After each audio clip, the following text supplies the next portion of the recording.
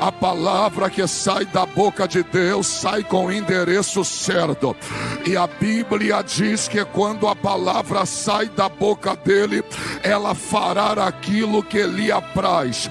A palavra do homem vai e volta. A palavra do homem sai da boca e às vezes nem chega ao endereço destinado, mas a palavra que sai da boca de Deus vai prosperar naquilo pela qual ela foi enviada.